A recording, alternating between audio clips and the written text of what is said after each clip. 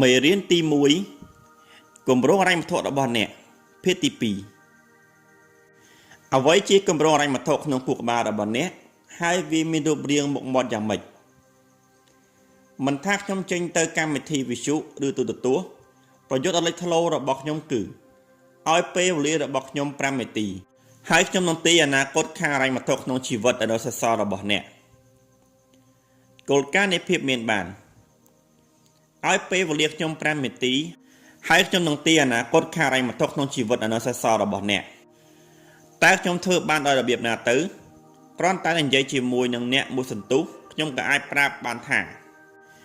គម្រោងហិរញ្ញវត្ថុនឹងជោគជ័យនៅក្នុងខួរក្បាលរបស់អ្នកយ៉ាងម៉េចយើងម្នាក់សុទ្ធតែមានគម្រោងហិរញ្ញវត្ថុនិងជោគជ័យពិសេសផ្ទាល់ខ្លួនដែលវាចាក់ឬនៅក្នុងគំនិតរបស់អ្នក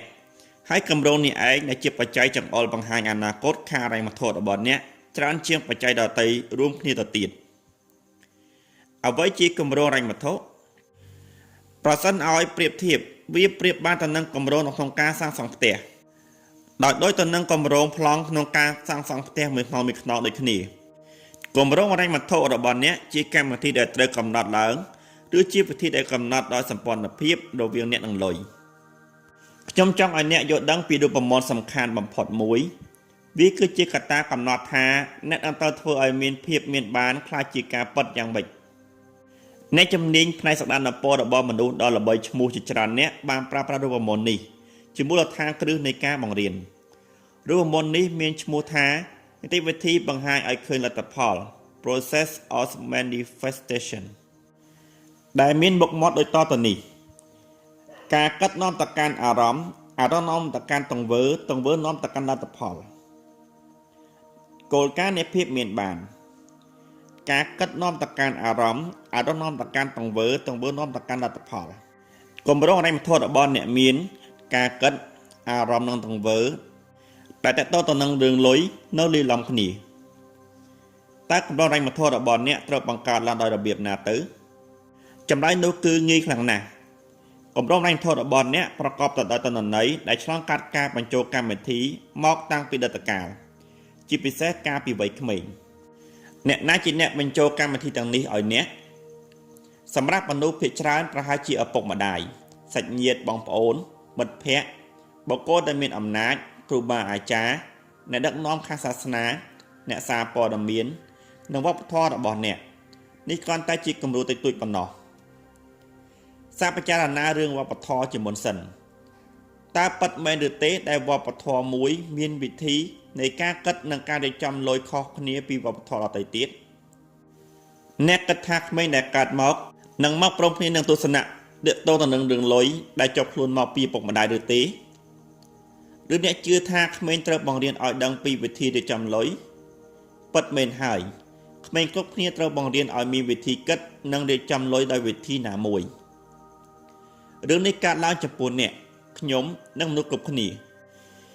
យើងរាល់គ្នាត្រូវបង្រៀនថាត្រូវគិតនិងធ្វើយ៉ាងម៉េចពេលនិយាយដល់រឿងលុយពាក្យបង្រៀនទាំងនេះបានដាក់លក្ខខណ្ឌដែលជាកត្តាកំណត់បទកម្មឆ្លើយតបបែបស្វ័យប្រវត្តិរហូតមួយជីវិតដឹកលែងតែអ្នកកែលម្អសំណុំឯកសារទាក់ទងនឹងការគិតរឿងលុយនៅក្នុងគួរក្បាលរបស់អ្នកសាច់ជាថ្មីឡើងវិញហើយនេះជាអត្ថន័យសំខាន់របស់សៀវភៅមួយក្បាលនេះយើងបានប្រាប់មុននេះមកហើយថាការគិតនាំទៅកាន់អារម្មណ៍នាំទៅកាន់ទង្វើនាំទៅកាន់លទ្ធផលដូច្នេះទើបកើតសំណួរគួរឲ្យចាប់អារម្មណ៍ថាចុះការគិតរបស់អ្នកនោះមកពីណា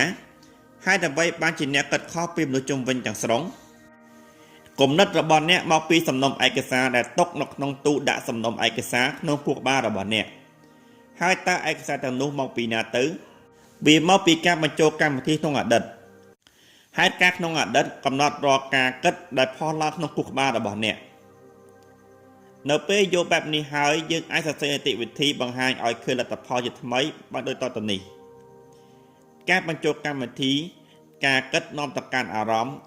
នាំទៅកាន់ទង្វើនាំទៅកាន់លទ្ធផលកម្មវិធីរបស់អ្នកនាំទៅកាន់ការគិតហើយការគិតនាំទៅកាន់អារម្មណ៍នាំទៅកាន់ទង្វើនាំទៅកាន់លទ្ធផលប្រការនេះដូចគ្នាទៅនឹងការកែកុំព្យូទ័រដែរការបញ្ចូលកម្មវិធីថ្មីនឹងធ្វើឲ្យអ្នកឈានទៅកាន់ដំណាក់កាលសំខាន់ក្នុងការផ្លាស់ប្ដូរលទ្ធផល ហើយតើយើងត្រូវកំណត់លក្ខណៈយ៉ាងដូចម្តេចមានបច្ច័យ3យ៉ាងដែលកំណត់លក្ខខណ្ឌក្នុងជីវិតរបស់យើងបាននៅក្នុងនោះមិនថាជារឿងណាក៏ដោយរួមទាំងរឿងលុយផងដែរការបញ្ចូលកម្មវិធីដោយពាក្យសម្ដីអ្នកបានលើអ្វីនៅពេលដែលអ្នកនៅក្មេងគំរូ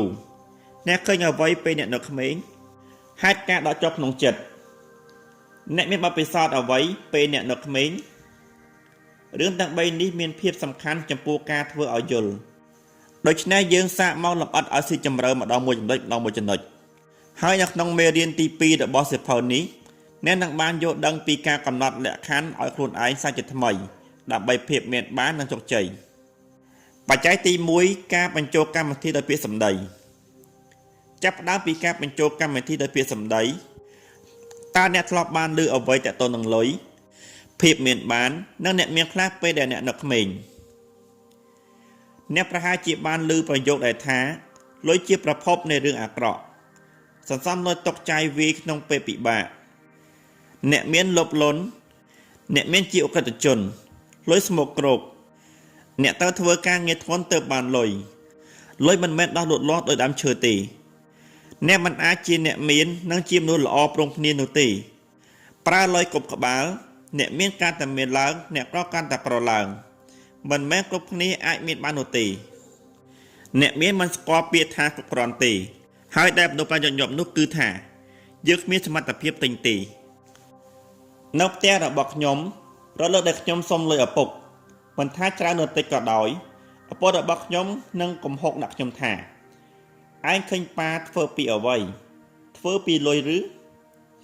ហើយខ្ញុំក៏ឆ្លើយទៅវិញបែបលេងសើចថាល្អណាស់ប៉ាខ្ញុំនឹងបានសម្ដែងឬម្រាមដៃប៉ាមួយតែគាត់មិនធ្លាប់អស់សម្ដៅជាមួយនឹងខ្ញុំទេបញ្ហាគឺគ្រប់ប្រយោគតាក់ទងនឹងលុយដែលខ្ញុំធ្លាប់បានឮនៅពេលនៅក្មេងនឹងជាប់នៅក្នុងអត្ថសបញ្ញៈហើយបានខ្លះជាគម្រោងដែលកំណត់ចតាជីវិតផ្នែកហិរញ្ញវត្ថុរបស់អ្នកក្នុងពេលបច្ចុប្បន្នឧទាហរណ៍ដូចជាពេលចេះកូនប្រុសអាយុ3ឆ្នាំរបស់ខ្ញុំរត់មករកហើយប្រាប់ដោយក្តីរំភើបថាប៉ាទៅមើលរឿងនិន្ចាអណ្ដើកជាមួយគ្នាបញ្ចាំងនៅក្បែរនេះឯងខ្ញុំស្មានមិនដល់សោះថាក្មេងតូចប៉ុណ្ណឹងដឹងរឿងភូមិសាស្ត្រច្បាប់បែបនេះដោយរបៀបណា2ម៉ោងក្រោយមកទើបខ្ញុំយល់នៅពេលបានចម្លើយពីការផ្សាយពាណិជ្ជកម្មរឿងនេះក្នុងទូរទស្សន៍ដែលចុងបញ្ចប់នៃពាណិជ្ជកម្មបញ្ចប់ដោយប្រយោគថាបញ្ចាំងឲ្យនៅថ្ងៃនេះនារោងភាពយន្តក្បែរផ្ទះអ្នក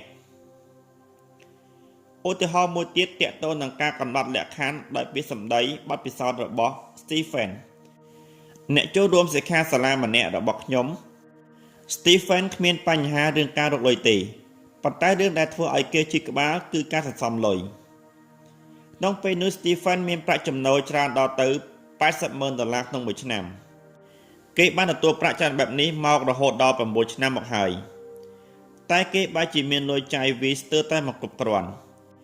គេយកលុយទៅប្រើរហូតអស់ឲ្យអ្នកដទៃខ្ចីខ្លះសមាជិកវិនិយោគខ្លះតែមិនថាដោយសារហេតុផលអ្វីក៏ដោយទ្រព្យសម្បត្តិរបស់គេស្មើសូន្យ Stephen និយាយឲ្យយើងស្ដាប់ថាពេលគេនៅក្មេងម្ដាយរបស់គេនិយាយថាអ្នកមានលោភខ្លាំងណាស់ពួកគេរកលុយបានពីកម្លាំងញញឈាមរបស់អ្នកក្រយើងគួរមានលុយល្មមគ្រប់ចៃវាយប៉ុណ្ណោះមិនអីចឹងទេយើងនឹងខ្លាចជាជ្រូកដែលស៊ីមិនរើសមុខមិនចាំបាច់តែអ្នកវិទ្យាសាស្ត្រឲ្យឆ្លៀសវៃមកសម្ដែងការយកឃើញក៏យើងដឹងថាមានអ្វីកើតឡើងនៅក្នុងអត្ថសបញ្ញៈរបស់ Stephen បានដែរមិនចាំបាច់សង្ស័យទេថាហេតុអ្វីបានជាគេដាច់ដៃគេត្រូវបណ្ដោះបណ្ដាលដោយពាក្យសម្ដីរបស់ម្ដាយដែលថាអ្នកមានជាមនុស្សលោភលន់ដូច្នេះទៅក្នុងខួរក្បាលរបស់គេតបជាប់ភាពមានបានចូលជាមួយនឹងភាពលោភលន់ដែលអ្នកណាក៏ដឹងថាជារឿងអាក្រក់ហើយដោយសារតែគេមិនចង់ធ្វើជាមនុស្សអាក្រក់ទើបអធិសបញ្ញៈមិនព្រមបណ្ដោយឲ្យគេមាន Stephen ស្រឡាញ់ម្ដាយហើយចង់ឲ្យម្ដាយព្រមទទួលស្គាល់នាងប្រការនេះបានញ៉ាំងឲ្យនាងប្រកាន់ជាទស្សនៈថាបើនាងមានបានពេលណាម្ដាយនាងប្រហែលជាមិនព្រមទទួលនាងយ៉ាងពិតប្រាកដដូច្នេះរឿងមួយដែលនាងធ្វើបានគឺថាត្រូវកម្ចាត់ប្រាក់ដែលនៅសល់ៗឲ្យអស់ មិនអញ្ចឹងទេនាងនឹងខ្លាចជាជ្រូករបបស៊ីមិនរើសមុខនៅក្នុងខ្សែភ្នែករបស់ម្ដាយអ្នកអាចគិតថាបើប្រៀបធៀបរវាងការដែលជាអ្នកមាននិងការបានទទួលស្គាល់ពីអ្នកអតីបើទោះជាអ្នកណាក៏ត្រូវរើសធ្វើជាអ្នកមានមិនដែរតែបើពិនិត្យឲ្យដិតដល់ទៅឬគោលគឺមិនមែនទេព្រោះខួរក្បាលរបស់មនុស្សយើងមិនមែនធ្វើការងារបែបនោះទេជាការប៉ុណ្ណាភាពមានបានគឺជាជំរើសដែលសមហេតុផលតែរវាងអារម្មណ៍ដែលចាក់ឬជ្រៅជាមួយនឹងហេតុផលច្បាំងគ្នាអារម្មណ៍គឺជាអ្នកឈ្នះលើហេតុផលស្ទើរតែរលើកគោលការណ៍នៃភាពមានបានជាការប៉ុណ្ណាភាពមានបានគឺជាជំរើសដែលសមហេតុផលតែរវាងអារម្មណ៍ដែលចាក់ឬជ្រៅជាមួយនឹងហេតុផលច្បាំងគ្នាអារម្មណ៍គឺជាអ្នកឈ្នះលើហេតុផលស្ទើរតែរលើកត្រឡប់ទៅកាន់រឿងរបស់យើងបន្តទៀតក្នុងរយៈពេលមិនដល់10នាទីបើការយកតិចនិចដែលមានសិទ្ធិភាពមកប្រើកម្រងlãnhធររបស់ Stephen ក៏ផ្លាស់ប្ដូរយ៉ាងច្បាស់ក្នុងរយៈពេលត្រឹមតែ2ឆ្នាំគេផ្លាស់ប្ដូរខ្លួនឯងពីមនុស្សដាច់យ៉ៃខ្លះជាមហាសេដ្ឋីនីក្នុងកំឡុងពេលសិក្ខាសាលា Stephen ចាប់ផ្ដើមយល់ដឹងថាការជឿដែលជាអ្នករៀបរៀងជោគជ័យមកពីម្ដាយរបស់នាងជាការជឿដែលនាងត្រូវបានបណ្ដោះបណ្ដាលមកតាំងពីមុនពេលនាងកើតនោះមានន័យថាវាមិនតាក់ទងអ្វីនឹងខ្លួននាងឡើយបន្ទាប់ពីនោះទើបយើងជាបន្តទៅកាន់ដំណាក់កាលបន្តទៀតដោយការជួយនាងរៀបចំយុទ្ធវិធីទៅកាន់ភាពមានបានដោយមិនឲ្យម្ដាយរបស់នាងបដិសេធហើយធ្វើបានងាយណាស់ម្ដាយរបស់នាងចូលចិត្តទៅហាវ៉ៃដូច្នេះទើប Stephen ទិញខុនដូមាត់សមុទ្រនៅក្នុងហាវ៉ៃហើយម្ដាយរបស់នាងទៅនៅទីនោះរហូតដល់រដូវរងាម្ដាយនាងមានសេចក្តីសុខដូចបានឡើងឋានសួគ៌ខ្លួននាងក៏ដូចគ្នាដែររឿងដំបូងគឺពេលនេះនាងចាប់ផ្ដើមចូលចិត្តដែលខ្លួនឯងមានបានហើយប្រាប់គ្រប់គ្នាថានាងពិតជាចិត្តទូលាយខ្លាំងណាស់រឿងទី2ម្ដាយរបស់នាងមិននៅធ្វើឲ្យនាងមិនចាំបាច់ជាក្បាល6ខែពិតជាល្អខ្លាំងណាស់ត្រឡប់មកកាន់ជីវិតរបស់ខ្ញុំខ្លះក្រោយពីផ្ដាំយ៉ាងដដាបដួសខ្ញុំក៏ផ្ដើមដំណើរការទៅបានយ៉ាងល្អក្នុងធុរកិច្ចតែបែរជាមិនធ្លាប់សម្រេចជោគជ័យក្នុងទីផ្សារពីហ៊ុនឡើយពេលខ្ញុំបានដឹងថាកម្រងរញ្ញវត្ថុរបស់ខ្លួនយ៉ាងម៉េចខ្ញុំក៏ផ្ដើមចាំបានថាពេលនៅក្មេងរាល់ថ្ងៃក្រោយចេញពីរៀនឪពុករបស់ខ្ញុំនឹងអង្គុយនៅលើតុអាហារអានកាសែតអានទំព័រទីផ្សារពីហ៊ុនទះតុហើយស្រែកថាអាហ៊ុនហេងស៊យហើយគាត់ក៏អង្គុយចោះជេរទីផ្សារពីហ៊ុនបន្តទៀតកន្លះម៉ោងហើយប្រាប់ថាឱកាសរកលុយមកពីការលេងស្លុតក្នុង Las Vegas មានច្រើនជាងនេះផងនៅពេលនេះបើអ្នកយល់ពីធម៌ពលនៃការបញ្ចូលកម្មវិធីដោយពាក្យសម្ដីអ្នកប្រហែលជាឃើញហើយថាហេតុអ្វីបានជាខ្ញុំមិនធ្លាប់រកលុយបានពីការវិនិយោគក្នុងទីផ្សារពីហ៊ុនឡើយនោះដោយសារតែខ្ញុំត្រូវបានបញ្ចូលកម្មវិធីមកឲ្យបរាជ័យខ្ញុំត្រូវបញ្ចូលកម្មវិធីឲ្យជ្រើសរើសទិញពីហ៊ុនខុសតម្លៃនិងខុសពេលវេលាដោយមិនដឹងខ្លួនតើហេតុអ្វីទៅគឺដើម្បីគ្រប់គ្រងការជឿក្នុងអធិស្បញ្ញៈរបស់ខ្ញុំដែលប្រាប់ថាអាហ៊ុនហេងស៊យនោះអីខ្ញុំនិយាយបានថាការកម្ចាត់ស្មៅក្នុងសួនហិរញ្ញវត្ថុរបស់ខ្ញុំចោល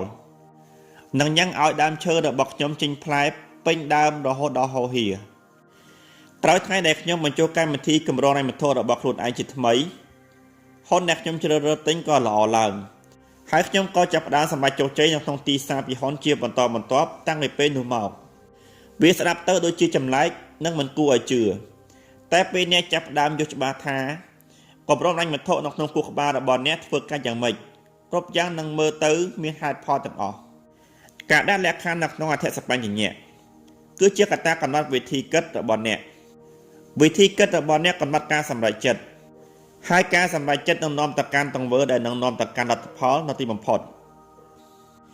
ការបញ្ចូលកម្មវិធីកម្រងរញ្ញវត្ថុក្នុងខួរក្បាលរបស់អ្នកជាថ្មី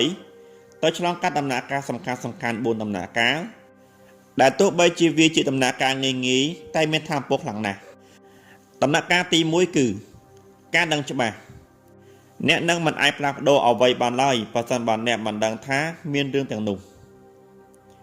ដំណាក់កាលទី2គឺការយល់នៅពេលអ្នកយល់ថាហេតុអ្វីបានជាអ្នកមានវិធីគិតបែបនេះ